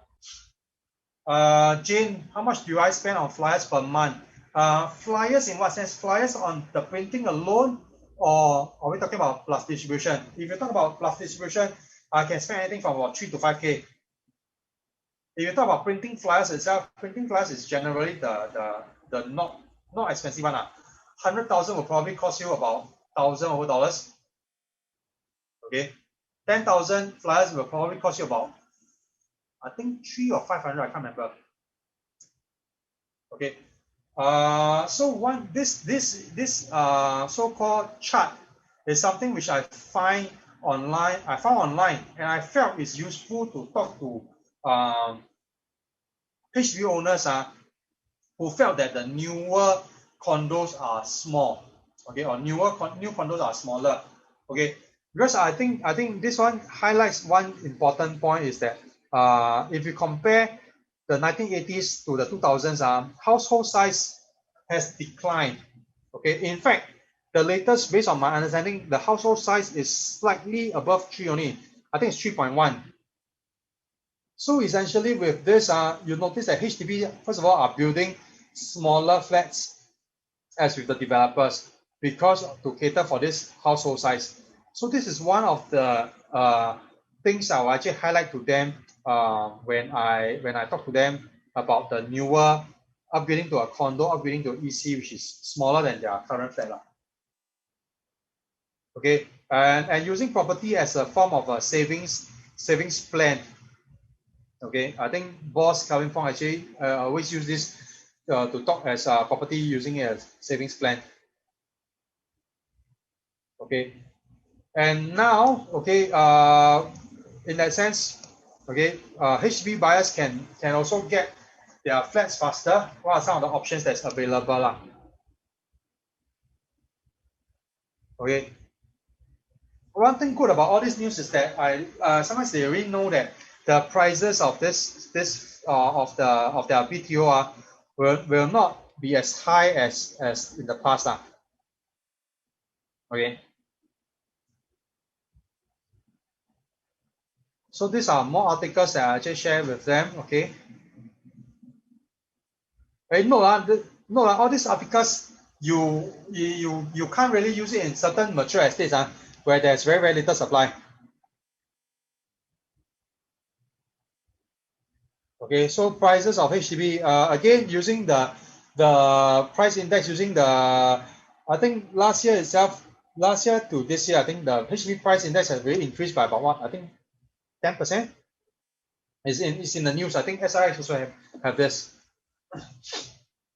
Okay, so how do I continue to talk to them about what they can actually be doing? So I go through the four points below. Basically, I'll just go through the TDSR with them. So the T is really TDSR, okay, and MSR. So what they can actually be doing, and I calculate their finances based on the flat that they have. What are the options that they have? Okay. Then I determine what are the possible products, what are some of the options that they can actually be doing. Okay. So all these are just very brief because the thing is that my objective is, my role is actually to help us to find ways to penetrate the GTA. But the more specific one, the following trainers will actually share with you all more. Okay, so what are the possible solutions? For example, selling the HDB, buying the new property in one person's name, or buying the property in joint name but ownership 99%, 1%, stuff like that. Okay, such that we can prepare for the future if they have the intention to buy another property. Okay, and then recommendation as in what type of for their profile, what kind of upgrading can they do, or what kind of things they can do, or what kind of things they cannot do. So these are things I will go through with them through this quite simple framework. Okay, so these are some of the 5 essentials I would usually put in my flyers. Essentially it will cover what's in it for me, which a lot of when we talk about any type of prospecting, we have to always remember this 5 words. Okay, what's in it for me? What's in it for me? Regardless of what kind of prospecting, whether you talk about social media marketing, online marketing, or offline marketing, it must have something that is so-called relevant to them, such that they will contact you. Okay, contact us. Okay. Okay, so essentially what I feel the so-called the flyers that gives me the best responses usually have these 5 elements. Okay, one is the recent transactions. Okay, recent transactions I find is quite good because a lot of the owners they thought that these recent transactions are those that you have actually sold. Okay, I've got owners who called me because they asked me, hey, this one 613D you sold for this much. Yeah. I mean, at the end of the day, these are the recent transactions that is done. Okay, so essentially these are the ones that gives quite good call rates. Okay. Then I will include photos that's also the sold by me as well as for sale. Okay.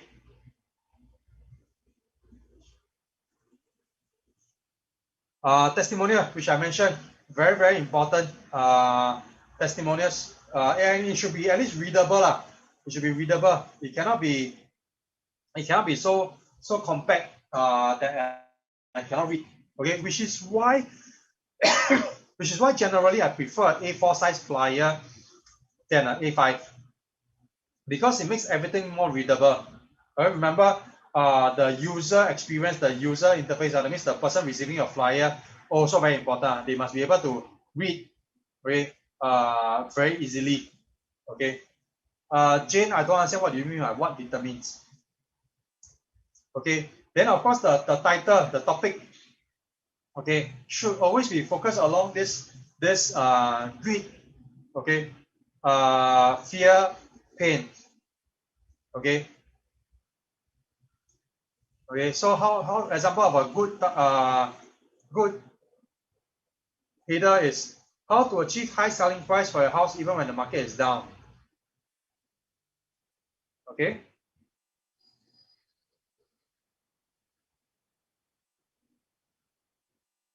How do I sell HDB? I've done more than one that's sold within 1 day or first viewing one. It's quite common. I mean, it's not say quite common, but it can be done. But again, my rule is not to tell you how to sell it within 24 hours.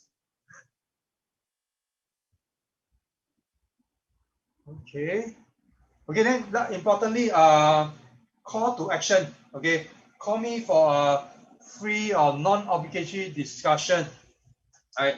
Sometimes people see this as quite useless, but in my opinion, any form of copywriting, any form of advertisements, they will always have this call to action, regardless of whether is it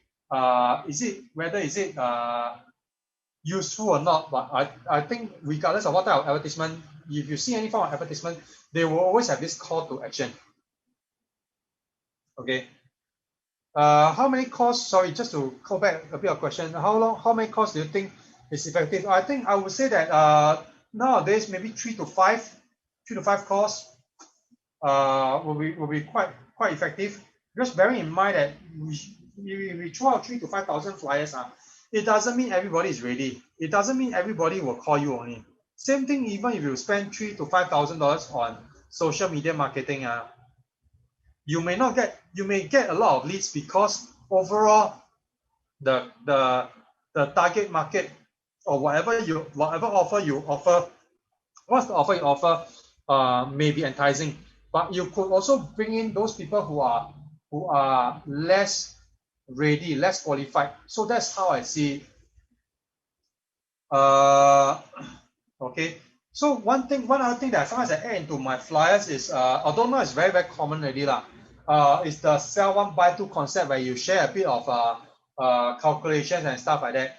But increasingly I start to see a lot of the BTO owners it's quite difficult to do the sell one buy two now because of the price they bought in from as a BTO till now. To MOP. That's why the margin for them is no longer able to sell one buy two. Although I still put sometimes a sell one buy one, as well as the sell one buy EC or sell or so. Of course, another reason why now it's more difficult to sell one buy two is also because of the lower loan to value, 75% instead of 80%. Sorry. Okay. How many deals can you close by doing door knock? Honestly, Alan, this one I have never done. I've gotten. Okay. I would say that prospecting in that sense is all encompassing. I've never done a deal through door knock, okay? But I've received many leads because I've done door knock, and they have received my flyers, okay, and then they remember me and they call me back, okay? So in that sense, I won't say that there is a perfect, only one way that you can approach entering a GTA, because if you do one, all of them has got various amounts of effectiveness. That's how I see it. So even if I throw flyers alone, the number of leads I get is not as much as if, for example, if I were to do door knock, roadshow, everything together, or even if I were to do social media marketing. So in that sense, this whole idea about targeting a GTA is not so much of using one specific way to enter, but more of encompassing it, and then based on my budget, for example, what are some of the things I can start to do first at a lower cost or at a lower capital, and then work from there. Of course, the results will not be as fast as, example, someone who has 10,000 to spend, plus can every day do door knock, plus can throw flyers everywhere. The result won't be the same. So in that sense, I cannot say that there is one way that has got the most effective prospecting line. Okay.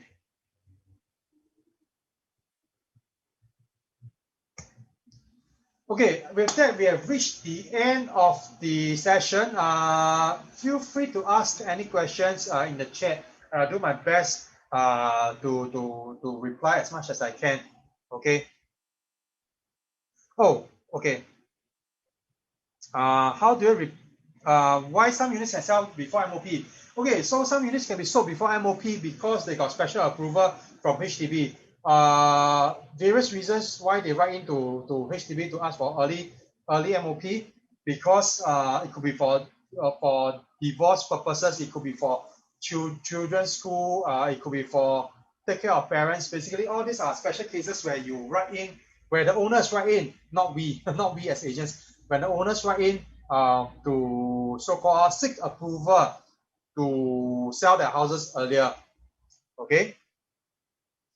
Can you explain again, how do you answer on commission? Okay, so Jane, how I would usually answer essentially is that, Mr. Seller, how much I charge depends on, first of all, there are many factors. How much I charge depends on many factors.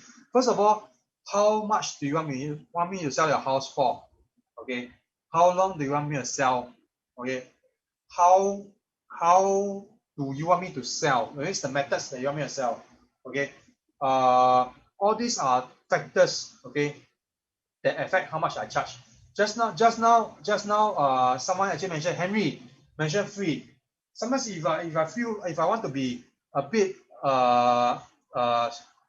so-called, well, what's the word? A bit more arrogant, okay, I can even say free. If I mean, the thing is, I can sell for you for free, no problem. Market 500,000, you ask me to sell 450, I can sell for you for free, no problem.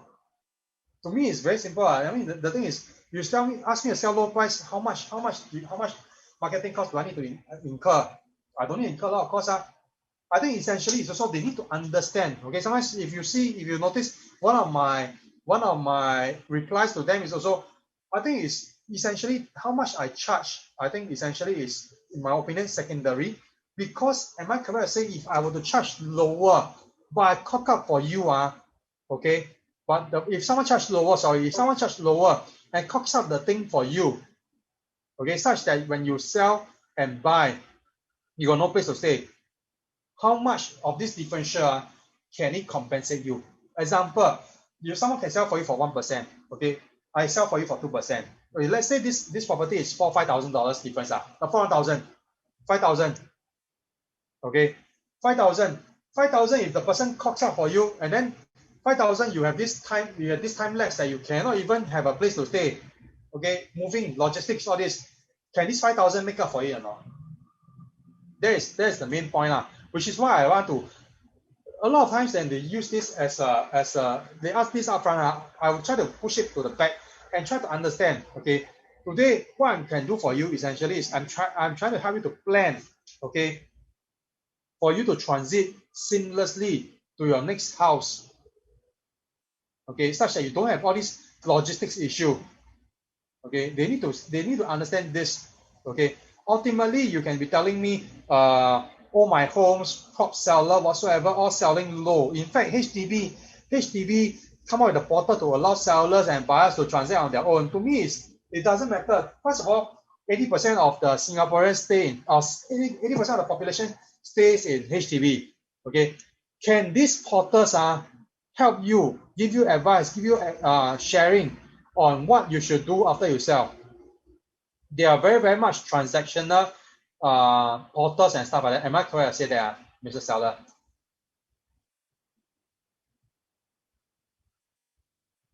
Okay, so I mean, this is how I'll generally answer the question on the commission part lah. Of course, most of the time, the commission I will only discuss when we do when I do a face-to-face discussion with the seller, because I will also share with them my marketing plan. I think a lot of sellers, why they want to ask you this question is because they don't see what we are actually doing marketing for them. Okay, what we are doing as form of marketing for them. That's why they keep asking how much is the commission. Can you show the slide on why sell HDB to buy private if they already have one private? Huh? Which, sorry, Patricia, I don't get this. I think it should be in the slides. Celeste, yes and no. Okay, yes and no. Again, I'm not here to teach you. I'm to share with you how to actually get the additional one of 0.5%. Eric will be the one who is going to be sharing on this. I mean, to answer your question, there are two ways of charging. One is additional 1%. Additional 1%. One is the client pays the additional cost. Li Zhen, how much com do I charge on buying HDB? Okay, usually, I mean, it's usually the 1%. I mean, the thing is, I will only charge lower. Okay, if and only if I don't need to do so much work. Meaning to say, you won't sell fine. You won't send me the link. I only do coordination for you. Viewing, you won't sell go. I only have to do the negotiation and then the paperwork. Then okay, I can charge lower. Okay, I think essentially is that why do they MIA is because they don't see the value as to why they need to engage an agent. Okay. One thing when I serve HDB buyers is that I always share with them the recent transactions, especially now, in my opinion, okay, is where sellers are calling crazy prices, okay, COV is high, but if I can share with them the recent transactions and negotiate for them to save that 10, 20, 30,000, I think most buyers would be open to paying the commission. Linda, every week, I do it every week for MOP clusters. Yeah, Lisa, I hope I answer your question.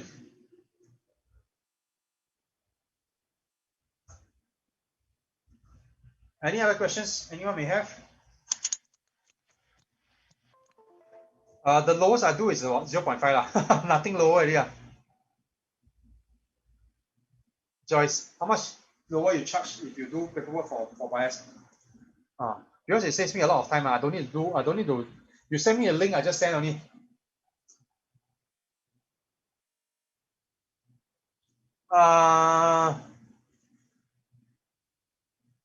Okay, to answer Brian first, topic question. They cannot buy now. They can only buy when they reach PR 3 years. First of all, you cannot even do your intent to buy. Jeff, can you explain the part of the MOP on your slide, please? Don't quite understand that part. Which part?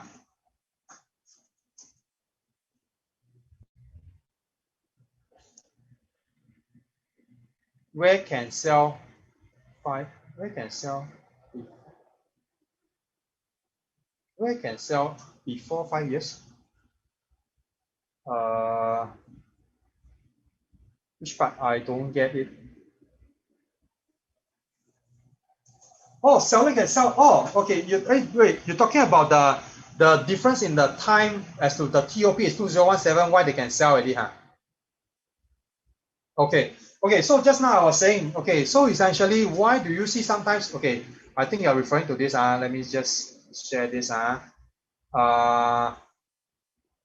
You're referring to this, right? Okay. Why is it that the date? Okay. Why the date here? Okay.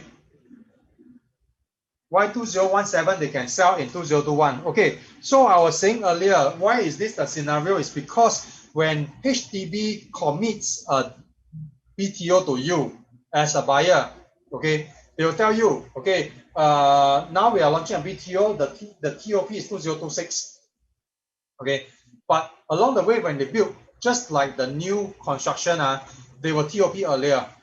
So when they hand over the key to you in 2025, okay, your MOP starts at 2025, which means in 2030 you can sell.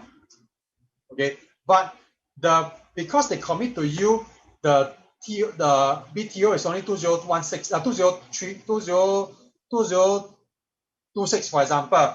The 99 years starts only in 2026. This is unlike the private properties where the 99 years starts from the land sales. Okay, for BTOs, the 99 years starts from the time of the committed TOP. Am I clear? Yes, in that sense. So meaning to say the TOP date is not quite reliable to determine the 5 years, correct? So which is why generally I follow the HDB in the sense that I have this. There are some data online that you may be able to find. Okay, and usually because I work in Sengkang Punggol quite a lot. So a lot of times before MOP, I would know roughly when they will start to reach MOP. So what I'll do is before 3 to 6 months, usually before, I'll go onto the ground and then do a sampling. Okay, meaning to say I'll go and knock a few doors in various blocks of that cluster to ask, hey, Mr. Owner, how long have you been staying here? Okay, then with that, I roughly know when I can start to so-called attack them already. Okay.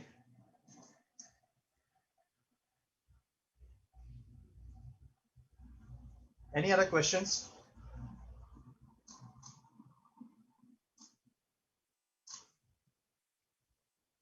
Five years based on the date of purchase? No, it's not, Henry. Okay, if you look at any BTO owners HDB page, there's actually two dates. Okay, one is the date of application. Okay, what you are referring to is the date of application. Okay, then there's one date of purchase. Date of purchase is the time when they actually got the keys of the unit.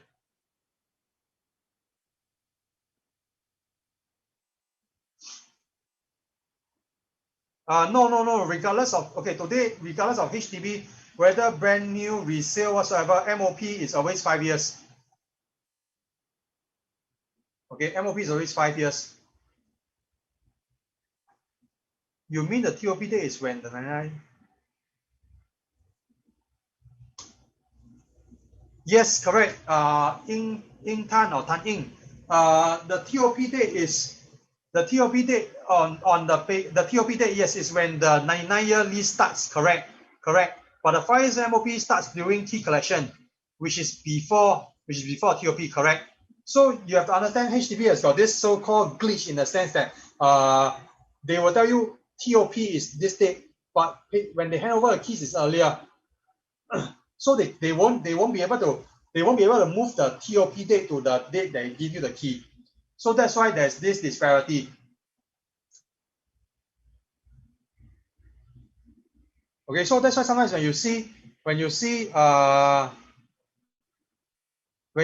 some of the BTOs, why is even though it's only 4 years on the lease, 4 years there's only 95 years left, they still can sell. Okay, it's because of this. Jordan, 9 years for BTO starts from the construction. Sorry, key collection. Okay, again, this is a bit technical. Okay, 99 years starts from the committed BTO completion date. Key collection is a separate thing. Okay, 99 years starts from the committed BTO completion date. Okay, key collection. Okay, MOP starts from key collection. Okay, so those of us who don't have any questions already, I actually can leave already.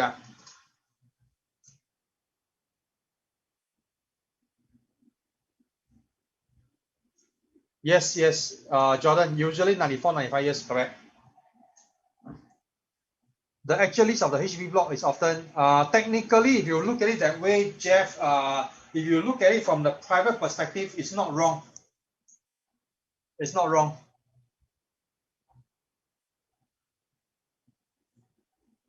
Okay, because I mean, unlike the condo where the government sells the land first, then they start to build. HDB functions quite differently. The lease they give you is a full 99, or maybe sometimes even to a certain extent 100 years, because they give you 1 year before the committed TOP. Buy when we buy what? Sorry, Jeff, your question, I think there's a bit of typo.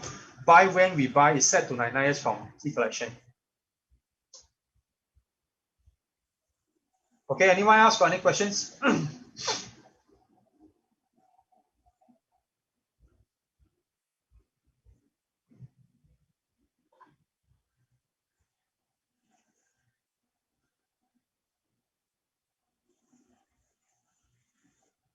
When if it's a BTO, yes, it will be 99 years. It will be 99 years if it's a BTO.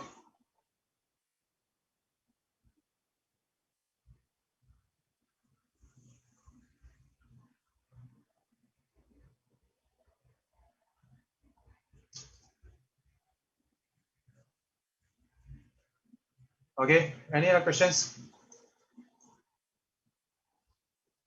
If not, thank you everyone.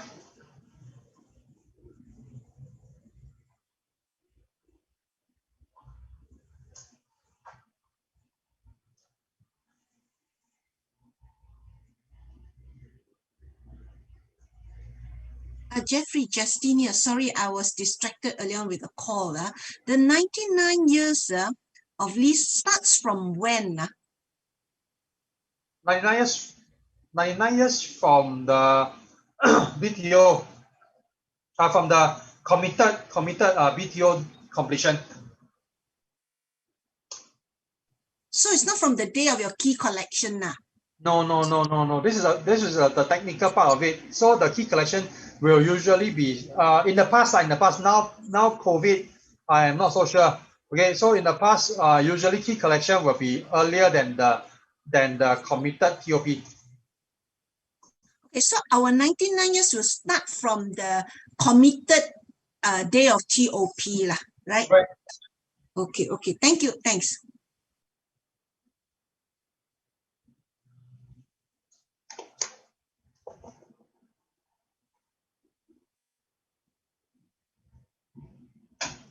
Okay, thank you everyone. I am going to leave. I'm going to exit this thing.